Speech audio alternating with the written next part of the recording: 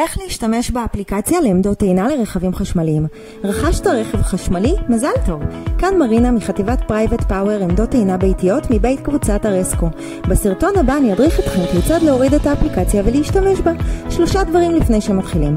1. מדובר בתהליך קצרצר, פשוט וחד פעמי שלוקח פחות מ10 דקות. 2. ניתן לחבר את האפליקציה לטלפונים של כל בני המשפחה שנוהגים ברכב. 3. האפליקציה יכולה לעבוד עם וי-פיי או בלוטות. אם ללקוח אין קליטת וי-פיי ליד עמדת הטעינה או שהוא לא רוצה להשתמש בה, תצטרכו טלפון נוסף באופן חד פעמי שבו יש קליטת סלולר רגילה.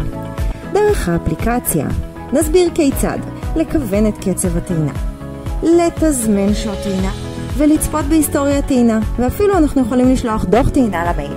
אז מתחילים. 1. מורידים מגוגל פליי או מחנות אפל את אפליקציית סמארט לייף או טויה. אחרי ההורדה נראית האייקון סמארט לייף או טויה.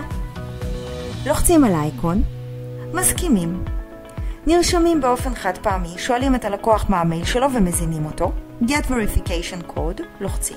נשלח למייל קוד בין 6 ספרות. פותחים את המייל ומזינים את הקוד באופן חד פעמי. מגדירים סיסמה, שואלים את הלקוח איזה סיסמה הוא מעדיף, ולוחצים על אישור. מסמנים 2 ויים כחולים, ולוחצים על Go to App.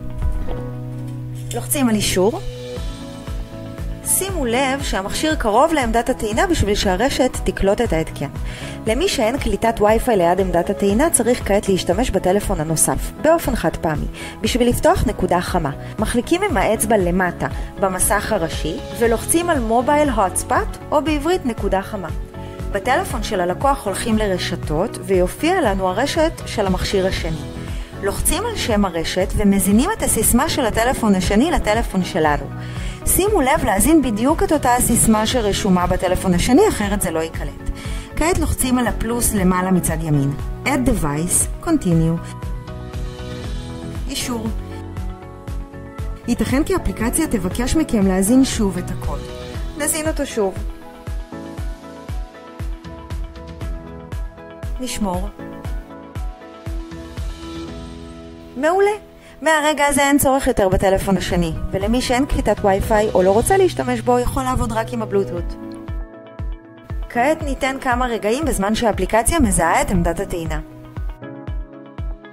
סיימנו, האפליקציה מותקנת. הגיע הזמן להטעין. נכניס את התקע של עמדת הטעינה לרכב. למי שיש סווייפ קארד או צ'יפ, מצמיד אותו לעמדת הטעינה, ולמי שאין אז עמדת הטעינה כבר התחילה להטעין. כעת ניתן להתרחק מהעמדה ולתפעל מרחוק. הפונקציות של האפליקציה. 1. להפעיל או לסיים את הטעינה של הרכב מרחוק. 2. שינוי קצב טעינה. במצב ברירת המחדל הרכב מטעין על 32 אמפר. אנחנו ממליצים להוריד אותו ל-16 אמפר. נכנסים ל-Charging Current, Settings, מכוונים ל-16 ולוחצים על Confirm. 3. לתזמן שעות טעינה. אם אנחנו רוצים להגביל את שעות הטעינה, אפשר לקבוע זמני טעינה. הולכים ל-Charging Mode, Fixed, בוחרים את השעות ולוחצים על Confirm. 4 ואחרון, היסטוריה טעינה. ניתן לראות את כל ההיסטוריה של הטעינה לפי תאריך, שעות וקילוואטים. הולכים ל-Settings, Charging Record, Export, מזינים את המייל שלנו, לוחצים על טווח התאריכים, ותוך מספר שניות מקבלים דוח אקסל מסודר. סיימנו!